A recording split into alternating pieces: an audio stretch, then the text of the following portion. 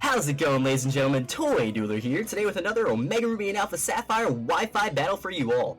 So today I'm battling against Xenex, which sounds like a medicine, some kind of medicine you don't want to take, but I'm battling against Xenex with a really cool team of all-starter Pokemon. And I don't mean fully evolved or even Stage 2 Pokemon, I mean Stage 1, straight from Professor Oak Pokemon against some big boy Pokemon like Mega Garchomp and Gyarados. So let's see how it does in this battle. So I lead off with my Turtwig, whose main job is to step Stealth Rocks for my team, and get a Reflect off or two. So I see he has a Garchomp, so immediately I go for the Reflect because I don't really want to be taking that much damage from a Garchomp.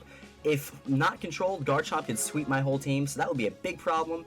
So I go for the Reflect, and I set up my Stealth Rocks here. He has the Poison Jab, which does a lot of damage, and unfortunately he does get the Poison on me, but it doesn't really matter because once I get my Stealth Rocks or Reflect up, Turtwig's job is basically done. So here I just go for Leech Seed because why not? I need to do something, and my Turtwig doesn't really have any attacking moves. His moveset is Leech Seed, Synthesis, Stealth Rock, and Reflect. So I guess Leech Seed was the best play I could have went for here. I got everything else I needed up, and I was good to go.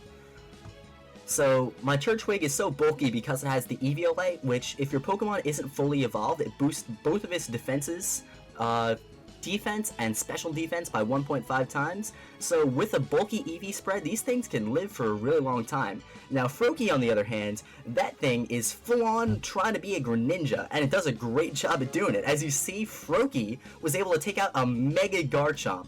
Mega Garchomp.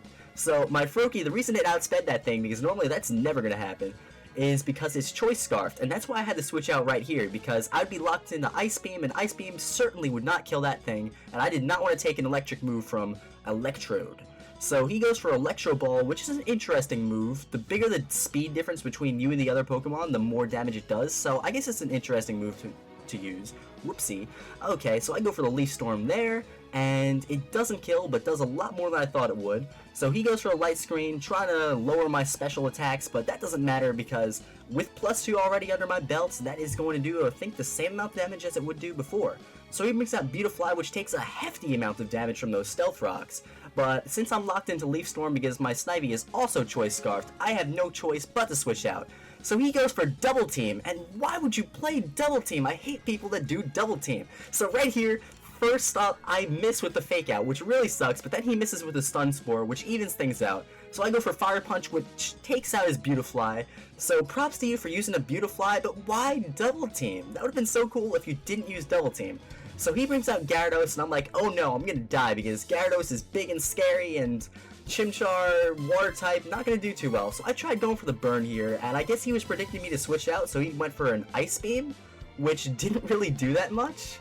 So I guess I outplayed him there because I didn't switch. I made a weird play. So here I finally get my burn off, but he has Dark Pulse, so I guess he's trying to be a mixed Gyarados on me. I don't know what's up with that.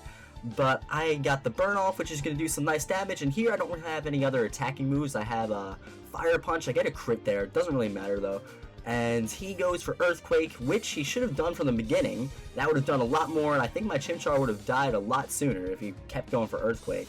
So here I'm slowly bringing this Gyarados down. I didn't think my Chimchar would be able to do it. Chimchar on my team kind of really doesn't do much if Stealth Rocks are already up.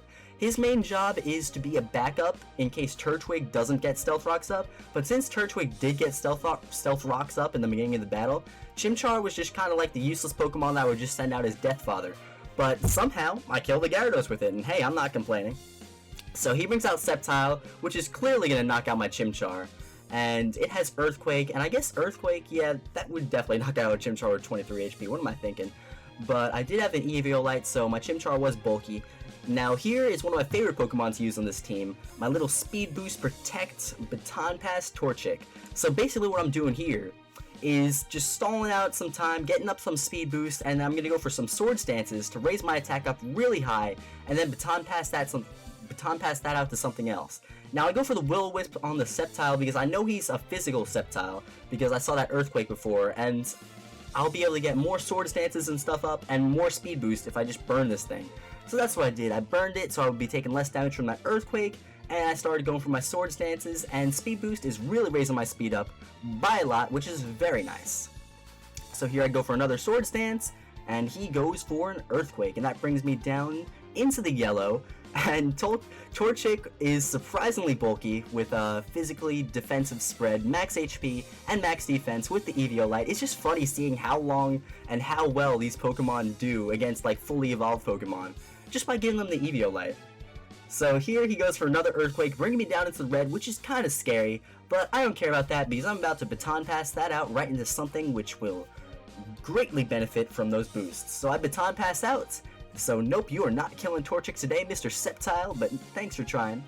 And I bring out Totodile, and he goes for Power Up Punch on me. I don't know why. I don't even think Power Up Punch would have killed if I stayed in.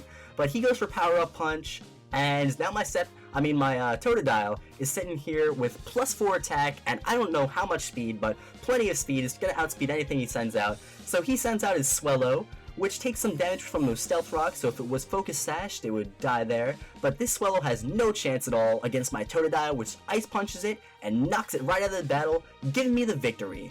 So good game, Mr. ZNX. You sound like a medicine, but good game. I hope you had fun. I had loads of fun with this battle. And if you guys enjoyed this commentary and this battle, remember to give this video a thumbs up and subscribe for more awesome Pokemon videos like this.